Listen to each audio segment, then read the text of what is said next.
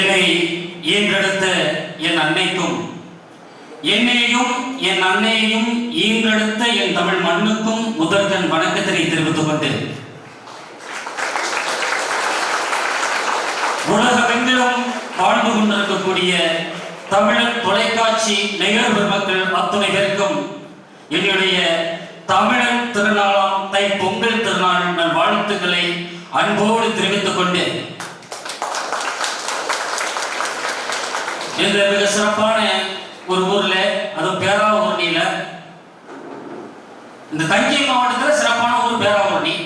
அந்த பேராவூரணியிலே ஒரு சிறப்பான ஒரு விஷயம் இருக்குன்னா ஒண்ணு, அருள்மிகு ஸ்ரீ நீலகண்ட விநாயகர் அவர்கள், அவருடைய ஆசை இருந்தா எங்க வேணுமாலும் நம்ம போயிட்டு இருக்கோம்.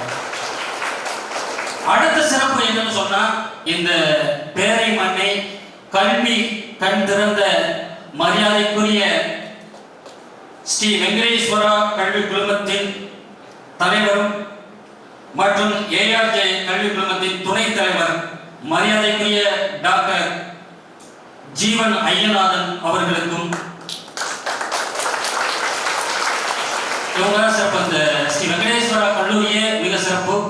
அதே போல இங்க பல சிறப்புகள் இருந்தாலும் மொழி விருதுன்னு ஒரு நிகழ்ச்சி வைப்பாங்க. அது பேராவூரணிக்கே சிறப்பு.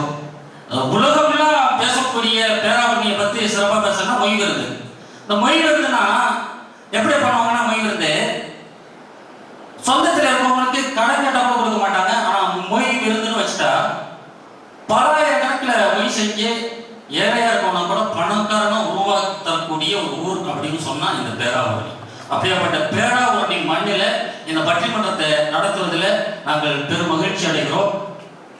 இன்னைக்கு ஒரு அற்புதமான பட்டிமன்றம் தமிழர் தொலைக்காட்சியில இந்த பட்டிமன்றம் ஒளிபரப்பாகுது அப்படின்னு பார்த்தீங்கன்னா நல்ல கலகலப்பான ஒரு தலைப்பு.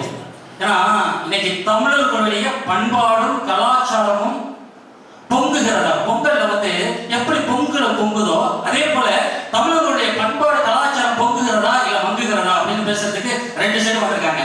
இன்னைக்கு ஒண்ணு இல்லைங்க, ஒரு குழந்தை பிறந்துச்சுன்னா எப்படி தெரியுமா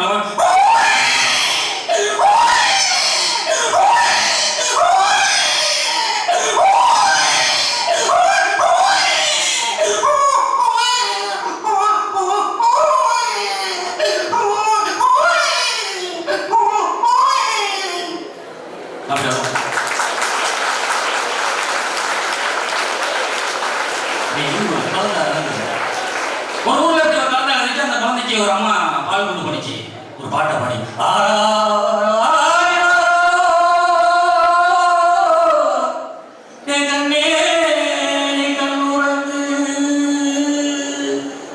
அப்படின்னு பால் கொண்டு போனப்போ அந்த குழந்தை மறுபடியும் ஆகுது.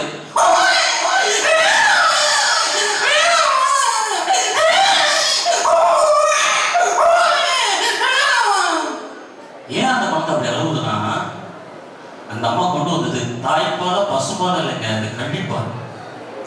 ஒரு காலத்துல தர்மபுரி தேனி மாவட்டத்துல பெண் குழந்தைகளுக்கு கண்டிப்பால் கொடுத்து கொன்ன ஒரு காலம் இருந்துச்சு. ஆனா அந்த காலம் மலையேறி விட்டது. இன்னைக்கு பாத்தீங்கன்னா மகளிர் கல்லூரியை பேராவூரணி மண்ணில் விதைத்து மகளிர்களுக்கு கல்வி கொடுக்கக்கூடிய, கல்வி யார் வேணுமானு கொடுக்கலாம், ஆண்கள் அன்னிலிருந்து பல தலைமுறையாக படித்துக் கொண்டிருக்கிறார்கள். ஆனா பெண்கள் என்பவர்கள் இப்போதுதான் ஒரு 2 தலைமுறையாக தான் அவங்க படிச்சுட்டு வராங்க.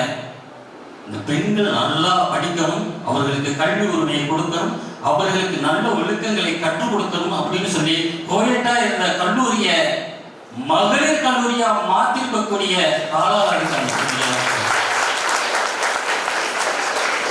ஒரு அற்புதமான இன்னைக்கு ஒரு பையன் கிட்ட கேட்டாங்க, உனக்கு தெரிந்த கலைகளை சொல்லணும் வாத்தியார் கேட்கிறார். கேட்ட உடனே சொன்னான், எனக்கு தெரிந்த கலைகள் ஒருத்தர் ஒரு கலைகளை சொல்றான். ஒருத்தர் சொன்னா பருவக்கலை, ஒருத்தர் நடனக்கலை, ஒருத்தர் ஓவியக்கலை, சொல்லிட்டு வரான். ஃபுல்லா சொல்லிட்டு வந்தா ஒருத்தர் நீங்க என்ன கலை அப்படின்னு சொல்ல தெரியல. ஏன்னா எல்லாத்தையும் சொல்லிட்டா ஒரே ஒரு பையன் அப்படின்னு முடிச்சுக்கிட்டு இருக்கான். அப்படியே முடிச்சுக்கிட்டு இருக்கான். போயிட்டு வாத்தியார் பக்கத்துல கம்ப வச்சுக்கிட்டு என்ன கலை சொல்றா அப்படின்னு உடனே பையன் டக்குன்னு தவக்கலை அப்படின்னு எந்திரிச்சான். இப்படிதான் எல்லாரும் செஞ்சிருக்காங்க. அப்புறம் அந்த பையன் விளக்கம் கொடுத்தான், தவம் என்பதும் ஒரு கலை தான், அதுதான் நான் சொன்னேன் அப்படின்னு. இன்னைக்கெல்லாம் ஒரு சாமியாரு தவம் இருந்தார். அப்ப தவம் இருக்கிறப்போ அந்த அந்த தவத்தை கலைக்கிறது யாருன்னா அந்த பெண்கள். ஒரு பாட்டுக்கு அந்த மனுஷன் தவறு இருக்காரு, விட்டுற வேண்டியதானே. அந்த பொண்ணு போயிட்டு பாட்டு பாருங்க, கண்ணை திறக்கணும் சாமி, அப்புறம் தவத்தை கலைக்க வேண்டியதான். அன்னைக்கு போனதுதான் இது வரைக்கும் அந்த கலையை போச்சு. வாழ்க்கை அப்படியெல்லாம் போய்கிட்டு இருக்கு. இவங்க இந்த கலாச்சாரம் பொங்குகிறதா மங்குகிறதா, இன்னைக்கு தமிழனுடைய கலாச்சாரங்கள் எப்படி போய்கிட்டு இருக்கு அப்படின்னு பேசுறதுக்காக இந்த சைடு இன்றைய தமிழர்களின் பண்பாடும் கலாச்சாரமும் பொங்கி வழிகிறது, மகிழ்ச்சியில் திகழ்கிறோம் அப்படின்னு சொல்லி பேசுறதுக்காக இந்த சைடில் 3 பேச்சாளர்கள் வந்துட்டு இருக்காங்க. மங்குகிறதுன்னு சொல்லி இந்த சைடு பார்த்தா மங்குற மாதிரி தெரியல, பள்ளியிருந்து ஜொலிக்கிற மாதிரி தான் இருக்கு. ஆனால் மங்குகிறதுன்னு பேச வந்திருக்காங்க நல்ல பேச்சாளர்கள். இவங்கெல்லாம் என்ன பேசுறாங்கன்னு நம்ம கேட்டுக்கிட்டு கடைசியாக ஒரு முடிவுக்கு வந்துடலாம் அப்படின்னு சொல்லி இந்த தமிழர்களுடைய பண்பாடும் கலாச்சாரமும் பொங்குகிறதே என்கின்ற அணியின் முதல் பேச்சாளர் மகாராஜன் அவர்களை பேச அழைக்கிறேன். முன்னால சீருது மயிலக்கால, பின்னால பாயுது மச்சக்கால. முன்னால சீருது மயிலக்கால, பின்னால பாயுது மச்சக்கால. அடக்கி ஆளுது முரட்டுக்கால, முரட்டுக்கால. நெஞ்சுக்குள் அச்சமில்லை, யாருக்கும் பயமும் இல்லை, வாராத வெற்றிகள் உண்டோ. விளையாடுங்க, கூடல் பலமாகுங்க, ஆடுவோம் பாடுவோம் கொண்டாடுவோம், ஆனந்தம் காணுவோம் என்னாலுமே. பொதுவாக என் மனசு தங்க, ஒரு போட்டின்னு வந்து விட்டா சிங்கம். நடுவர் அவர்களே, எனக்கு இந்த வாய்ப்பினை வழங்கிய இந்த இனிய நன்னாளில் அனைவருக்கும் எனது புத்தாண்டு பொங்கல் நல்வாழ்த்துக்களை தெரிவித்து, புல்லாங்குழல் கொடுத்த புருஷோத்தமன் புகழ் பாடுவதை போல எனக்கு இந்த வாய்ப்பினை வழங்கிய புருஷோத்தமன் ஐயா அவர்களுக்கும், இந்த கல்லூரி தாளாளர், இந்த அனைத்து மாணவ செல்வர்கள் அனைவரும், கல்லூரி மாணவர்கள், இந்த நிகழ்ச்சிக்கு பாடுகிறார்கள் எல்லாருக்கும் எனது மகிழ்வான வணக்கத்தினையும் நன்றியையும் தெரிவித்துக் கொள்கிறேன். நடுவர் மகிழ்ச்சினா எங்க இருக்குது?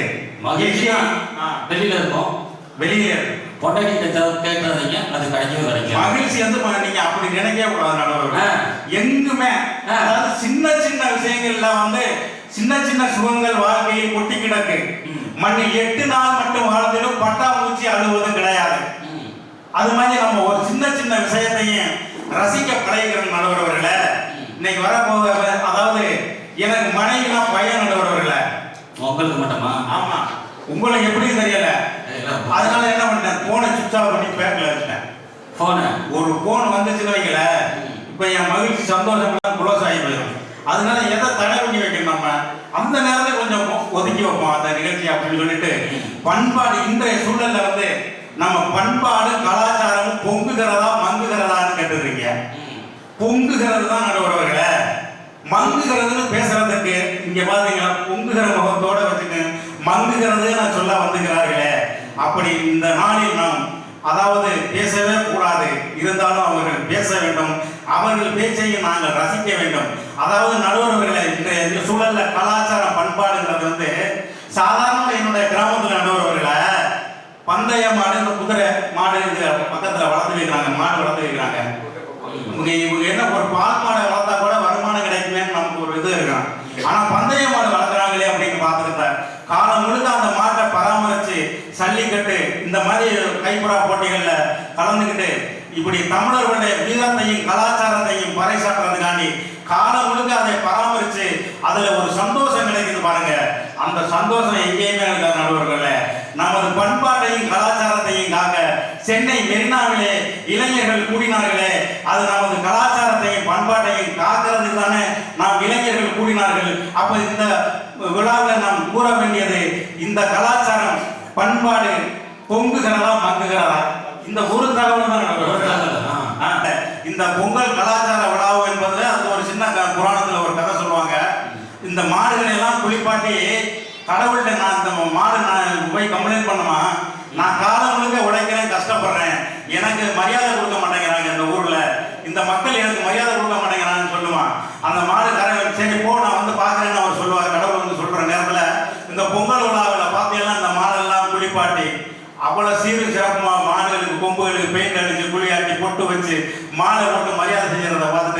கடவுளே வந்து கேட்பாங்க, உன்னை இவ்வளவு சிறப்பாக வைத்திருக்கிறார்களே நீ ஏன் வந்து கம்ப்ளைண்ட் பண்றான்னு சொல்றாங்க. அது மாதிரி இந்த மாடுகள் வந்து அதாவது அதுதான் இந்த கலாச்சாரம் பண்பாடு. இந்த விழா நமக்கு தர மகிழ்ச்சி. காலம் முழுக்க நாம் கஷ்டப்பட்டாலும் நாம் வருகின்ற அந்த விழாங்கிறது பார்த்தீங்களா, அது நம் வாழ்க்கையில் நம் உழைப்பில் தெரிகின்ற களைப்பை போக்குவதற்காக கொண்டாடப்படுகிறது தான் விழாக்கள். அது நாம் மகிழ்ச்சியாக கொண்டாட வேண்டும், மகிழ்ச்சியாக கொண்டாட வேண்டும். அது ஆகவே பொங்கல் புத்தாண்டு தினம் இந்த பண்பாடு கலாச்சாரத்தை பொங்கி வழிகிறது, அதை பாதுகாக்கிறது. ஆகவே சொல்லிக்கொண்டு இந்த மாணவ செல்வங்கள் அவர்கள் எதிர்காலத்தில் நல்லதொரு நிலையில் இந்த கல்லூரியில் படித்தவர்கள் இந்த கல்லூரிக்கு பெருமை சேர்ப்பவர்களாக நாம் இந்த கல்லூரியில் படித்தோம் என நாம் சொல்லிக் கொள்ளாமல் இந்த கல்லூரியில் இவர்கள் படித்தார்கள் என மற்றவர்கள் சொல்லும் அளவிற்கு நாம் வாழ்க்கையில் உயர்ந்து காண வாழ்த்துக்கள் கூறி விடைபெறுகிறேன். நன்றி, வணக்கம். நமக்கே ஆன்றோரே அவையோரே சாதிக்க பிறந்த சக நண்பர்களே, உங்கள் அத்துணை பேருக்கும் என் இனிய முதற்கண் வணக்கம். மற்றும் உலகமெங்கிலும் தமிழன் தொலைக்காட்சி நேயர்கள் அனைவருக்கும் என் இனிய பொங்கல் திருநாள் வாழ்த்துக்களையும் கூறுகின்றேன். தப்பை தப்பென்று தெரிந்திருந்தும் தப்பை தப்பில்லாமல் சொன்னால் தப்பும் தப்பில்லை என்று ஆகிவிடுமா? தமிழர்களின் கலாச்சாரம் இன்றைக்கு பொங்குகிறதா இல்லை மங்குகிறதா என்பதுதான் தலைப்பு. ஐயா, இந்த தலைப்பு பட்டிமன்றத்தின் வாயிலாக வந்தபோதே தெரிந்துவிட்டது. இந்த தமிழின் கலாச்சாரமும் பண்பாடும் மங்குகிறது என்று. உண்மைதானே நடுவர் அவர்களே? கடைசியா சொல்றேம்மா. ஐயா, தமிழர் கால்களை பற்றிய ஒரு சிறு குறிப்பு ஒன்றை சொல்கின்றேன். தமிழகத்தில் ஆதி காலத்தில் ஆதி மனிதன் 4 கால்களில் நடந்தார். ஆம், அதில் 2 கால்களை விரிவுபடுத்தி கைகளாக உயர்த்தி அதை கைகள் என்று பெயரிட்டு அதற்கு ஒரு பண்பாட்டையும் நிறுவினார். ஆம், அதுதான் கை கூப்பி வணக்கம் சொல்லும் முறை. அந்த வணக்கத்திற்கும் தமிழுக்கும் இன்று நிறைய ஒற்றுமை இருக்கின்றது. அதில் வல்லினம், மெல்லினம், இடையினம் இது 3ம் இருக்கும். ஆனால் அதில் உயிரெழுத்து இருக்காது. ஏன் என்று சொல்ல போனால் அது உள்ளிருந்து சொல்லக்கூடிய உயிரோடு சொல்லக்கூடிய வணக்கம் என்பதன் பொருளாகும். ஆனால் இன்றைய தலைமுறைகள் அப்படியா சொல்கின்றோம்? வணக்கம், வீட்டுக்கு சொந்தக்காரவங்க வந்தாங்களே ஹாய் டியூட், ஹலோ மச்சான் அப்படின்ல சொல்றோம். இதுவாயா தமிழர்களின் பண்பாடும் கலாச்சாரமும் பொங்குகிறது என்று சொல்கிறீர்கள்? சிங்கப்பூரில் கடந்த 2023ஆம் ஆண்டு தமிழர்களின் பண்பாட்டை விளக்கும் விதமாக ஒரு விழா அரங்கேற்றப்பட்டது. ஒரு நாள் இல்லை, 2 நாட்கள் இல்லை ஐயா, 1 மாத காலமாக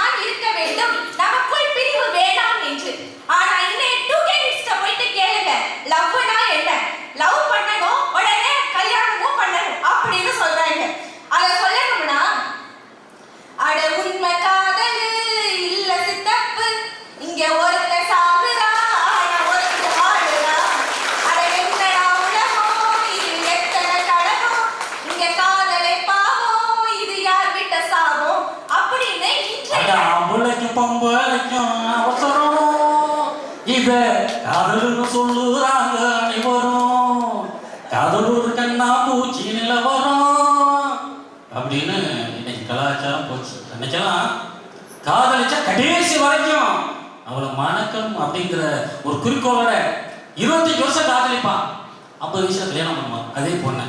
இல்லாட்டா கல்யாணமே பண்ண மாட்டான். இன்னைக்கெல்லாம் தேவதாசன் நீங்க யாராலும் பார்த்துருக்கீங்களா? தேவதாசை போல. ஆனா தேவதாசி தாடி வச்சு ஒரு சரக்கோட அலைவாரு. இன்னைக்கு சரக்கோட அலையறவன் தான் அதிகமா இருக்கான், தாடியோட அலையறவன் வந்து அதிகம் இல்லை. ஆனா அலையறான், அது ஸ்டைலு. காதல் தோல்வி அடங்கி அவனும் அலைகிறது இல்லை.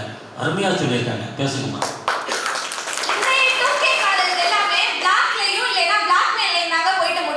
இதுதான் நாகரிகமற்ற காதலா? கண்ணியமற்றதா தானங்க இருக்கு. எப்படிங்க சொல்லுவீங்க தமிழரின் கலாச்சாரமும் பண்பாடும் பொங்குதுன்னு? ஆன்லைன்ல கிடைக்கிற அன்பும் ஆண்ட்ராய்ட் போன்ல ஏத்துற சார்ஜும் ஒண்ணு. கடைசி வரை நிலைச்சு இருக்கவே இருக்காது. சூப்பர். எப்படி சரிங்க, திருவிழான்னு எடுத்துக்கிட்டோம்னு வச்சுக்க, அங்க பண்பாடு இருக்கும், கலாச்சாரம் இருக்கும், நாகரிகம் இருக்கும். ஆனா இன்றைய 2K கிட்ஸ்ட போயிட்டு கேளுங்க, என்ன இருக்குடா? மாப்பிள்ள போனை கொண்டு வா, போட்டோ எடுக்கிறோம், வாட்ஸ்அப்ல ஸ்டேட்டஸ் போறோம், இன்ஸ்டால போஸ்ட் போடுறோம். திருவிழா முடியுதோ இல்லையோ எங்களுக்கு அப்லோட் கரெக்டா இருந்தா போதும். அதே மாதிரி போட்டோ எடுக்கிறோம், ஸ்டேட்டஸ் போடுறோம், சரக்கு போறோம், படுத்துறோம். இப்படி போயிட்டு இருக்கு. அதே மாதிரி தாங்க அந்த காலகட்டத்துல உணவுனா கம்பு கஞ்சினா ஆரோக்கியம்னு சொன்னாங்க, சாமை சாதம்னா சக்தின்னு சொன்னாங்க, வீட்டு சமையல்னா அன்பு அப்படின்னு சொன்னாங்க. ஆனா இன்றைய இளைஞர்கிட்ட போய் கேளுங்க, ஃபாஸ்ட் ஃபுட்டுங்கிறான், சாஃப்ட் ட்ரிங்க்குங்கிறான், ஹோம் ஃபுட்னு கேட்டோம்னா டைமே இல்ல அப்படின்னு சொல்றாங்க. அப்படி இருக்கிறதுல உடம்பு தாங்க ஏறுது, ஆனா மரபு நல்லா தேயுதுங்க. அப்போலாம் காலையில சீக்கிரம் எந்திரிக்கணும்னா அப்பா எழுப்பி விடுறாரு. ஆனா இப்போ அலாரம் ஆப் இருக்குங்க. நடைப்பயிற்சி செய்யணும்னா நண்பன்லாம் தேவையில்லை, இப்போ ஸ்டெப் கவுண்டர் இருந்தா போதும். அதே அம்மா சமைக்கலைன்னா இங்க ஸ்விக்கி ஆப் இருக்குங்க. அங்காளி பங்காளி கூட கொடுக்காத கடனை இன்னைக்கு என் ஃப்ரெண்டு பேடிஎம் ஆப் மூலமா கொடுத்துட்டு இருக்காங்க. இன்னும் சொல்ல போனா வழி தெரியலைன்னா அன்னைக்கு ஆட்டோக்காரனும் பேருந்து ஓட்டுநரும் வழி சொல்லிட்டு இருந்தாங்க. ஆனா இன்னைக்கு எங்களுக்கு கையை எடுத்தோம்னா கூகுள் மேப் இருக்கு. இப்படி ஆப்னு சொல்லிக்கிட்டு இன்றைய உறவுகளோடும் தமிழரின் பண்பாடும் கலாச்சாரத்திலிருந்து நம்ம எல்லாருமே இந்த தலைமுறை என்ன வைக்கிறோம் தெரியுமா? நல்ல ஆப்பு தான் வச்சுட்டு இருக்கோம். நிறைவா ஒண்ணு சொல்லி நான் விடைபெறுகிறேன். என்னன்னா, கர்நாடகால ஐடி கம்பெனில ஒரு கர்நாடகா பேருக்கு கீழே ஒரு ஆங்கில பெயரை துணை பெயரா சேர்த்திருக்காங்க. ஆனா தமிழ்நாட்டுல இன்னைக்கு அத்தனை ஐடி கம்பெனிலையும் ஆங்கில பேர் மட்டும்தான் இருக்கு. எங்கயாவது தமிழ் பேர் பார்த்திருக்கீங்களா? அப்படி பார்த்தீங்கன்னா சொல்லுங்க, நான் தமிழரின் கலாச்சாரமும் பண்பாடும் போகுதுன்னு சொல்றேன். அதே மாதிரி ஒரு பொண்ணை தைரியமா புடவை கட்டிட்டு மாலுக்கோ ஏர்போர்ட்டுக்கோ செல்ல சொல்லுங்க, அன்னைக்கு நான் ஒத்துக்கிறேன். தமிழரின் பண்பாடும் கலாச்சாரமும் போகுது அப்படின்னு நினைச்சு வாய்ப்புக்கு நன்றி கூறி விடைபெறுகிறேன். நன்றி, வணக்கம். மிக அற்புதமா இந்த கல்லூரி மாணவி சுப்புலட்சுமி அந்த உங்களுடைய வானிலையை அருமையா அவங்களுடைய கருத்துக்களை பதிவு பண்ணியிருக்காங்க. நல்ல செய்திகளை சொன்னாங்க. அதுதான் அவங்களுக்கு உள்ள ஒரு இந்த மாணவிகிட்டேருந்து ஒரு நல்ல செய்திகள் வருதுங்கிறது சாதாரண விஷயம் இல்லை. அற்புதமான செய்தியை சொல்லி அமர்ந்திருக்காங்க. இவங்களுக்கெல்லாம் பதில் சொல்லணும். இவங்களுக்கு பதில் சொல்றதுக்காக மன்னார்குடி நீடாமங்கலம் ஒரு பள்ளியிலே பணிபுரியக்கூடிய ஆசிரியை மரியாதைக்குரிய கவிஞர் வீர தமிழ் மகா அவர்களை பேச அழைக்கிறேன். இருந்தமிழே உன்னால் இருந்தேன் இமையோர் திருந்தமிழ்தம் என்றாலும் வேண்டேன் என்று என் அன்னையும் தமிழையும் வணங்கி இங்கு கூடியிருக்கக்கூடிய அனைத்து கல்விசார் தமிழ் உறவுகள் அனைவருக்கும் என் முதற்கண் முத்தான வணக்கத்தினை தெரிவித்துக் கொண்டு, காலம் பொன் போன்றது, கடமை கண் போன்றது. காலத்தை தவறவிட்டவன் அனைத்தையும் தவறவிட்டவன் என்று சொல்லுவார்கள். ஆகவே இன்றைய தினம் இந்த கால தாமதத்திற்கு என்னுடைய சிரம் தாழ்ந்த மன்னிப்பை வேண்டிக் கொண்டு உங்கள் அனைவரையும் காக்க வைத்தமைக்கு முதலில் என்னுடைய பொறுத்தலுட என்று கேட்டுக்கொண்டு, இன்றைய கால சூழலில் கலாச்சாரமும் பண்பாடும் பொங்குகிறதா மங்குகிறதா? இருக்கிறதா அப்படின்னு ஒரு அருமையான தலைப்பு. பொங்கல் சார்ந்த ஒரு சிறப்பு பட்டிமன்றம், அருமையான தலைப்பு. கலாச்சாரமும் பண்பாடும் இருக்கிறதுனாலதான் இந்த பட்டிமன்றத்தை பார்க்கறதுக்கு இவ்வளவு பேர் கூடியிருக்கிறாங்க. நடுவர் அவர்களே, இன்றைக்கு இருக்கக்கூடிய கலாச்சாரமும் பண்பாடும் என்னவென்று நமக்கு நன்றாகவே தெரியும். எதை நோக்கி இன்றைய இளைய தலைமுறை சென்று கொண்டிருக்கிறது என்பதும் நமக்கு நன்றாகவே தெரிந்த ஒன்றுதான். இன்றைக்கு ஒரு கல்வி குழுமத்துல நிறைய ஆட்டம் பாட்டம் கொண்டாட்டம்னு நம்ம நிறைய நிகழ்வுகள் பார்க்கிறோம். இருந்த போதிலும் பட்டிமன்றம் என்ற ஒன்றை எடுத்துக்கொண்டு இன்றைக்கு இத்தனை ஆசிரியர் பெருமக்களும் மாணவ செல்வங்களும் குழுவிருப்பதை பார்ப்பதற்கே கண்ணுக்கும் மனதிற்கும் மிகுந்த நிறைவாக இருக்கிறது, மகிழ்ச்சியாக இருக்கிறது. ஆக பண்பாடு என்பது என்ன, கலாச்சாரம் என்பது என்னங்கிறத முதல்ல நம்ம தெளிவுபடுத்தினோம். ஒருவனுக்கு ஒருத்தின்னு பேசினதா ஐயா போட்டுட்டு காமிச்சாங்க. என்ன பேசினாங்க அப்படிங்கிறத எனக்கு அறிந்து கொள்ள இயலவில்லை. ஆக ஒருவனுக்கு ஒருத்தி என்ற கொள்கையும் கோட்பாடும் பண்பாடும் இன்னைக்கு இல்லை. நம்முடைய பண்டைய கால இலக்கியங்களை எடுத்துக்கிட்டோம் அப்படின்னா அதுலயே அந்த மாதிரி வாழ்க்கையெல்லாம் இல்லை. நம்ம அது நம்முடைய பண்பாடா, அது நம்முடைய கலாச்சாரமா அப்படின்னா அதுவும் ஒன்றுதான். அதையும் தாண்டி இப்போ ஒரு உதாரணத்துக்கு ஜனவரி 6ஆம் தேதி ஒரு விழா கொண்டாடணும். இளைஞர்களுக்கு எல்லாம் தெரிஞ்சிருக்கோம். இன்னைக்கு நிறைய பேர் அணிஞ்சிட்டு வந்திருக்கீங்க. ஜனவரி 6ஆம் தேதி நாம் கொண்டாடிய வார விழா என்ன வார விழா? வேஷ்டி வார விழா. ஏன் அதை நம்ம கொண்டாடணும்? IAS அதிகாரி சகாயம் அவர்களால் முன்னெடுக்கப்பட்ட ஒரு நிகழ்வு. ஏன்? நம்முடைய கலாச்சாரத்தையும் பண்பாட்டையும் இளைய தலைமுறைக்கு கடத்த வேண்டும். என்ன வேஷ்டி கட்டுறதா அப்படின்னு உடனே கேட்கக்கூடாது. அதுவும் ஒன்று. இன்னைக்கு நம்ம எல்லாரும் எப்படி வந்திருக்கோம்? இந்த பட்டிமன்ற அவையில் இருக்கக்கூடிய தமிழ் உறவுகள் அனைவரும் எப்படி வந்திருக்கீங்க? ஒரே ஒரு ஐயா மட்டும் அவர் குழாய் அடிச்சுட்டு இருந்திருக்காரு. அது நமக்கு பிரச்சனை இல்லை. ஆக நம்முடைய கலாச்சாரமும் பண்பாடும் இது போன்ற சின்ன சின்ன விஷயங்கள்ல நம்ம மீட்டெடுத்துட்டு இருக்கோம். ஆனாலும் நம்ம வாழக்கூடிய வீடு மாறிடுச்சு. குடிசையில இருந்தோம், ஓட்டு வீட்டுல இருந்தோம், மாடி வீட்டுல இருந்தோம். நம்ம வாழ்க்கை முறை மாறிடுச்சு. நிறைய தொழில்நுட்பம் வளர்ந்துருச்சு. பொங்க வைக்கிறது மாறிட்டா, பொங்கல் வைக்காம இருக்குமா? இன்றைக்கு உலக நாடுகளில் எல்லா இடத்திலையும் வேரூன்றி இருக்கிறார்கள் நம்முடைய தமிழ் உறவுகள். எல்லா உலக நாட்டிலையும் தமிழர்கள் இல்லாத நாடே இல்லைன்னு சொல்லலாம். எல்லாருமே அமெரிக்காவில் பார்த்தீங்கன்னா மினசோட்டான்னு ஒரு நகரம் இருக்குங்க, இன்னைக்கு கடைபிடிக்கிறாங்க. அமெரிக்கா பெரிய வளர்ந்த தொழில்நுட்பத்திலையும் பொருளாதாரத்திலையும் மேலோங்கி இருக்கக்கூடிய ஒரு நாடு. ஏன் அங்க இன்னைக்கு வரைக்கும் தமிழர் அந்த பாரம்பரிய முறையை பின்பற்றி பெரிய தலைவாழை இலை போட்டு நிறைய பொரியல் கூட்டு வகை சாம்பார் அப்படின்னு சொல்லிட்டு நம்ம தமிழர்களுடைய அந்த உணவு பழக்க வழக்கத்தை அப்படியே இன்றைக்கும் கடைபிடிக்கிறார்கள். ஏன் கடைபிடிக்கணும்? அங்க இருக்கக்கூடிய தமிழர்கள் தமிழர்களுடைய கலாச்சாரத்தையும் பண்பாட்டையும் முன்னெடுத்து சென்று கொண்டிருக்கிறார்கள். தமிழ்நாட்டில் மட்டும்தாங்க தமிழுக்கு மதிப்பு இல்லை, கலாச்சாரத்தையும் பண்பாட்டையும் பின்பற்றது இல்லை. நம்முடைய தமிழ் உறவுகள் எங்கெல்லாம் வேரூன்றி இருக்கிறார்களோ, எந்த ஒரு நிகழ்வாக இருந்தாலும் வெளிநாட்டில இருந்து வரவன் பட்டு புடவையும் வேஷ்டியும் கட்டிட்டு வரான். படிச்சுட்டு பெரிய தொழில்நுட்பத்தில் இருக்கக்கூடியவன், பெரிய வேலை பார்க்கிறவன், லட்சக்கணக்கில் சம்பாதிக்கிறவன் நம்முடைய பாரம்பரியத்தையும் கலாச்சாரத்தையும் பின்பற்றுறான். நம்ம இதிலேயே ஊறி இதிலே திளைத்திருக்கக்கூடிய நாம் தமிழில் பேசுவதற்கு வெட்கப்படுகிறோம். பேச வேண்டும். நம்முடைய அடையாளம் அது.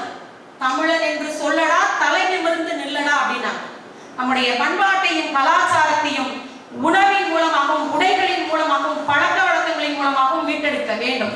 மீட்டெடுத்து கொண்டிருக்கின்றோம். ஒரு உழவனை மதிச்சா இந்த உலகமே வாழும். சுழன்றும் ஏற்பின்னது உலகம், அதனால் உழந்தும் உழவே தலை அப்படின்னார் வள்ளுவர். என்ன வேலை பார்த்தாலும் நீ பார்த்துக்க, ஒன்றும் பிரச்சனை இல்லை. காலையில தான் 8 மணிக்கு ஒரு பெல் அடிக்கும் எங்க கைத்துக்குள்ள. அடுத்தது ஒரு 8 மணி போல நைட்டு ஒரு பெல் அடிக்கும். அப்ப நான் பெரிய டாக்டர் அப்படின்னால ஒரு 10 மாத்திரை அவரால் சாப்பிட முடியாது. அவர் ஒரு பெரிய இன்ஜினியர். அவர் ஒரு என்ன சொல்றீங்க, சிமெண்ட் பூசுறது, ஒரு கரணா எனக்கு சிமெண்ட் போதும்னு சொல்ல முடியாது, 2 கல்லு போதும் எனக்கு அப்படின்னு சொல்ல முடியாது. நான் ரிசர்வ் பேங்க் ஆஃப் இந்தியாவில் பெரிய மேனேஜரா இருக்கேன், ஒரே ஒரு 500 ரூபா போதும் எனக்கு அப்படின்னு அவரால் இருக்க முடியாது. என்னதான் பண்ணணும், 3 வேளைக்கு சாப்பிட்டுதான். உழவினுடைய மேன்மையை மீட்டெடுக்க உழவு தொழிலை பற்றி இன்றைக்கு இருக்கக்கூடிய இளைஞர்கள் புரட்சி செய்து கொண்டிருக்கிறார்கள்.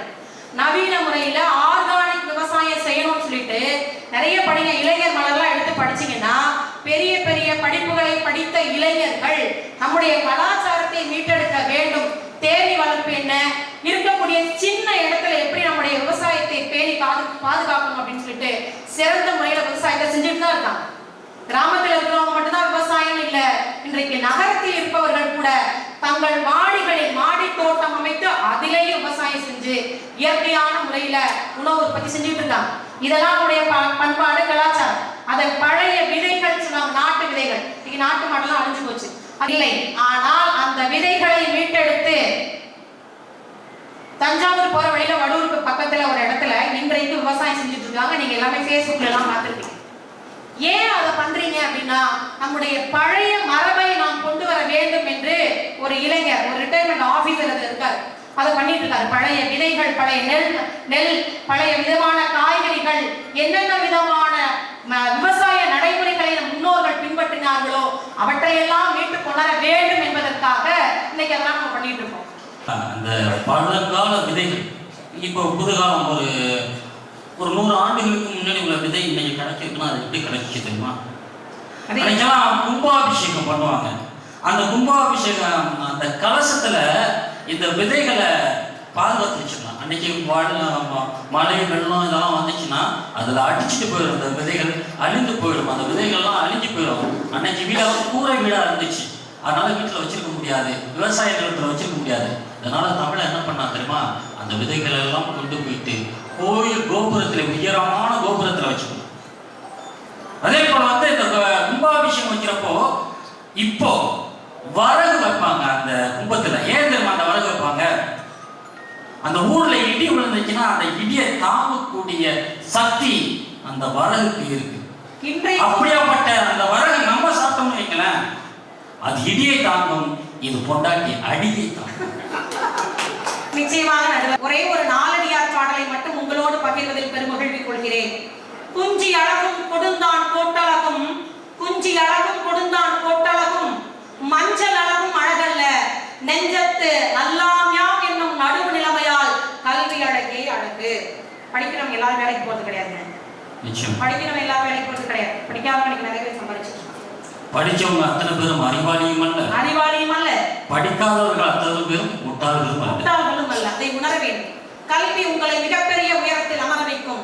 நீங்கள் எல்லோரும் மாணவர்கள் என்பதனால் இதனை பதிவு செய்கிறேன். இந்த அருமையான வாய்ப்பை நல்கிய இந்த கல்வி குழுமத்தை சார்ந்த அத்துணை தமிழ் உறவுகளுக்கும் இந்த இனிய நேரத்தில் நகைச்சுவை நாயகர் எங்களுடைய நடுவர் அவர்களுக்கும், என் அணியினருக்கும் எதிர் அணியினருக்கும் அனைவருக்கும் மீண்டும் ஒருமுறை நன்றியை உரித்தாக்கிக் கொண்டு விடைபெறுகிறேன். நன்றி. கவிஞர் வீர மகா அவர்கள் மிக அற்புதமா பேசியிருக்காங்க, நல்லா பேசினாங்க, நல்ல கருத்துக்களை சொன்னாங்க, அருமையான கருத்துக்களை சொன்னாங்க. இதுக்கெல்லாம் பதில் சொல்றதுக்காக அவர்கள் பேசுறாங்க. சங்கம் கண்டவளே, தமிழாய் நின்றவளே, சங்கம் நிறைந்தவளே, தானாய் பிறந்தவளே, எங்கள் வள்ளுவர் இளங்கோ கம்பர் என இயல் இசை நாடகம் தந்தவளே, முத்தமிழ் தாய்க்கு என் முதற்கண் வணக்கங்கள். கடலளவு கற்றிருந்தாலும் பருக்கை அளவும் செருக்கை அறியாத நடுவரவர்களை, எண்ணணியைச் சேர்ந்த பாச பறவைகளை, எதிரணியைச் சேர்ந்த திசை மாறிய பறவைகளை, மற்றும் இக்கல்லூரியின் தலைவர், செயலாளர், பொருளாளர், முதல்வர், துணை முதல்வர், பேராசிரியர்கள், அலுவலர்கள், மாதுளை முத்துக்கள் போல் அமர்ந்திருக்கும் மாணவ செல்வங்கள், நடுவர்களே, காலையில டீ போடுறதுக்கு பாலை ஊத்தி பாத்திரத்துல ஊத்தி அடுப்புல வச்ச பாலே பொங்கல, பண்பாடு கலாச்சாரமும் பொங்குன்னு பொங்குதாமே இந்த 3 பேருக்கும். எங்கெங்க பொங்குது? எங்களை பொறுத்த வரைக்கும் பண்பாடும் கலாச்சாரமும் நாசமா போய் ரொம்ப நாளாச்சு. இப்ப உட்கார்ந்துட்டு பொங்குதுன்னா எங்கெங்க பொங்குது? ஆமா, வாழ்ந்து பார்க்க வேண்டும், அறிவில் மனிதனாக வேண்டும்னு கண்ணதாசன் சொன்னார். ஆனா இன்னைக்கு அப்படி இருக்காங்க கிடையாது. ஜவு மிட்டாய்க்காரன் தன் பொம்மைக்கு கூட ஆடை பூட்டி அழகு பார்த்தான், அவன் தான் தமிழர். ஆனா இன்னைக்கு அப்படி இருக்காங்க இல்ல. வயது வந்த குமரிக்கு லெகின்ஸும் ஜெகின்ஸும் ஜீன்ஸும் போட்டு 5 வயது குமரிக்கு ரெடிமேட் சேரி போட்டு அழகு பார்க்கும் பண்பாடு தான் உங்களது பண்பாடு. அதெல்லாம் நாங்க வேண்டாம்னு சொல்றோம். அதெல்லாம் ஆம்பளைங்களுக்காக பாருங்களேன், இந்த வேஷ்டி சட்டை, பேண்ட், சட்டை, பனியன், ஜட்டி, அவ்வளவுதான். பெண்களுக்கு போட்டுக்காங்க பாருங்க. அப்படி தெரியுமா? புடவை சுடிதார் சுட்டி பிட்டி ரசக்களி மசக்களி கோதுமக்களி ஏப்பக்களி என்னென்ன வச்சிருக்காங்க. அதுலயும் இன்னொன்று வச்சிருக்காங்க பாருங்க, மஸ்காராவா. இந்த கண்ணுக்குன்னு வச்சிருக்காங்க. மஸ்காரா போட்டு மயக்கறியே, மஸ்காரா போட்டு மயக்கறியே. பெண்களுக்கு அவ்வளோ இருக்குமா? இதெல்லாம் கொண்டு வந்து வச்சுக்கிட்டு அப்படியே பொங்கலாம். நீங்க சொன்னீங்க நடுவர்களே மசக்களி ரசக்களின்னு. ஆனா வீட்டுல இருக்க ஒரு கோடாரிக்கு களி போட முடியல நம்மளால. 1008 களி நம்ம வாங்கி போட்டுட்டு இருக்கோம். அது மட்டும் இல்ல நடுவர் அவர்களே, அப்படியெல்லாம் இருந்த தமிழரின் பண்பாடும் கலாச்சாரமும் இன்னைக்கு தேஞ்சி தேஞ்சி கட்டரும்பா போச்சு. அதை நினைச்சுதான் நாங்க பொங்கணும் பொங்குறோமே தவிர வேற ஒண்ணு இல்லை. இன்னைக்கு இளைஞர்களை எடுத்துக்கங்க நடுவர் அவர்களே, இளைஞர்கள்ட்ட பண்பாடும் கலாச்சாரம் இருக்கா சொல்லுங்க. இந்த இளைஞர் பார்த்து கேட்டதுக்கு ரொம்ப நன்றி. வயது 50 நெருங்கி விட்டது. அவர்களுடைய பண்பாடு எப்படி தெரியுமா இருக்கு நடுவர் அவர்களே? அரட்டை எங்கள் தேசிய மொழி, சினிமா எங்கள் தேசிய கூடம், செல்போன் எங்கள் தேசிய உரிமை, மோட்டார் பைக் எங்கள் சர்க்கஸ் கூடம், டாஸ்மார்க் எங்கள் வீடு, மாமியா முருகாதா சோறு அப்படிங்கிற நிலைமையில இப்ப போய்கிட்ட இருக்கு. இப்ப வந்து 3 பேரும் உட்கார்ந்துட்டு பொங்குதுன்னா உங்களுக்கு ஒண்ணு தெரியுமா நடுவர்களே? பொங்க மாட்டேங்குது தெரியுமா? என் நாத்தனார்கிட்ட கேக்குறேன், அண்ணி பொங்கல் வச்சிட்டீங்களா அப்படின்னு. பொங்கல் பொங்கிருச்சா அப்படின்னு. அண்ணி பொங்க வச்சதை விட தண்ணி பொங்க வச்சீங்கன்னா அவன் பொங்கம்மா. இந்த பாண்டிச்சேரி புஷ்னு பொங்கும். அது வேற வெள்ளையேறிச்சுன்னு எல்லாரும் வருத்தத்துல இருக்காங்க. நடுவர்கள பொங்கிருச்சான்னு கேக்குறேன். அதுக்கு எங்க அண்ணி சொல்றாங்க, பொங்கலை 2 விசில் வந்துருச்சு, இன்னொரு விசில் வந்துட்டா இறக்கி வச்சிருவேங்கிறாங்க. பொங்கலே குக்கர்ல வந்து வெந்துட்டு இருக்கு பாத்துக்கங்க. நல்ல ஒரு விஷயம் தெரிஞ்சுக்கணும். என்னைக்கு தண்ணீரும் சாப்பாடும் காசுக்காக விற்கப்பட்டதோ அன்னைக்கே நம்மளுடைய பண்பாடும் கலாச்சாரமும் நாசமா போச்சு. இதுதான் இப்படி அப்படின்னா சினிமாவை எடுத்துக்கங்களேன். சினிமாவோட படம் நல்லா போயிட்டு இருக்கும், நம்ம உட்காந்து பார்த்துட்டு இருப்போம், விறுவிறுப்பா போயிட்டு இருக்கோம். திடீர்னு ஒரு பாட்டு இடையில கொண்டாந்து சேர்த்துருவாங்க. அந்த கதைக்கும் அந்த பாட்டுக்கும் எந்த சம்பந்தமுமே இருக்காது. அப்போ சம்பந்தமே இல்லாத கதையில் ஒரு பெண்ணை காட்சி பொருளாக காட்டுகிற பண்பாடு இருக்கிற காலகட்டத்துல பண்பாடு கலாச்சாரம் போகுதுன்னா எப்படிங்க ஏற்றுக்க முடியும்? மானத்தை பொருள்படுத்தாது வரும் மானத்தை பொருள்படுத்துகின்ற சமுதாயத்துல நம்ம இருந்துட்டு இருக்கோங்க. அப்புறம் எப்படி பண்பாடு கலாச்சாரம் போகும்? அந்த பாட்டு கூட என்ன பாட்டு பாடுவாங்க? வாழ மீனுக்கு மேலங்க மீனுக்கு கல்யாணம், அந்த சன்னார் கோழி கூட்டம் அப்படின்னு அந்த பாட்டு வரும். அதுல ஒரு பொம்பளை பிள்ளை ஆடணும். அதுக்கு என்னடா அந்த பொம்பளை பிள்ளைக்கு வேலை இருக்குங்க? ஆமா நடுவர் அவர்களே, இந்த மண் வேலு நாச்சியார் அங்கையர் கண்ணின்னு வீர மங்கைகள் வாழ்ந்த மண். எல்லாருக்குமே வேலு நாச்சியார் தெரியும். ஆனா வேலு நாச்சியாரை கொல்றதுக்காக ஒரு பிரிட்டிஷ்கார குதிரையில வர்றா. வேலு நாச்சியார் காட்டுக்குள்ள போயிடுறாங்க மறைகிறதுக்கு. அங்க இருந்து ஒரு பெண் நிக்கிறா. அந்த பெண்ணோட பேரு காளி. அந்த வழியா வந்து அந்த பிரிட்டிஷ்காரன் வேலு நாச்சியாவை பார்த்தியா அப்படின்னு கேக்குறாரு. பார்த்தேன் என்றார். எந்த வழியா போனாங்க சொல் அப்படின்னாரு. சொல்ல முடியாதுன்னா எடுத்தா வாழ வெட்டினா 2 பாதியா. அதுதான் வெட்டு உண்டால் காளி. இன்னைக்கு சிவகங்கை மாவட்டத்துல பேர் மருவி வெட்டுடையா காளின்னு ஒரு கோயிலே இருக்கு. எல்லாரும் வணங்கிட்டு இருக்கோம். அந்த கோயில வேலு நாச்சியார் தான் அவங்களுடைய தியாகத்துக்காக கட்டினாங்க. அப்படி அந்த கட்டினாங்கல்ல வெட்டுடையா காளி. ஆனா நம்ம மக்கள் எப்படி நம்ம புரிஞ்சுக்கிட்டாங்க?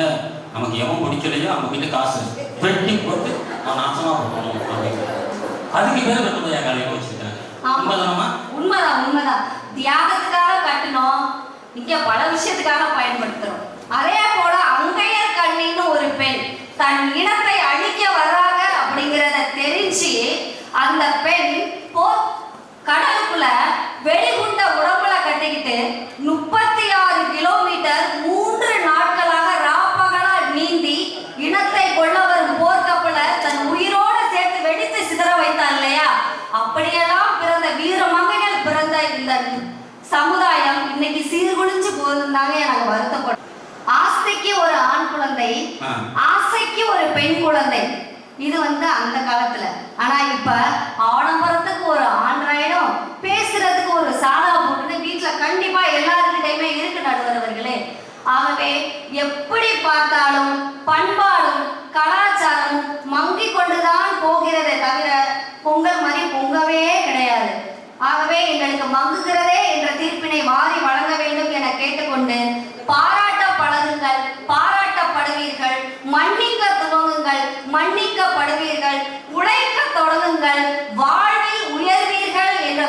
கொண்டு தமிழன் தொலைக்காட்சி வாயிலாக பார்த்து கொண்டிருக்கும் அத்துணை நல் உள்ளங்களுக்கும் புத்தாண்டு பொங்கல் தின நல்வாழ்த்துக்களை தெரிவித்து தந்த வாய்ப்புக்கு நன்றி பாராட்டி விடைபெறுகிறேன். நன்றி, வணக்கம்.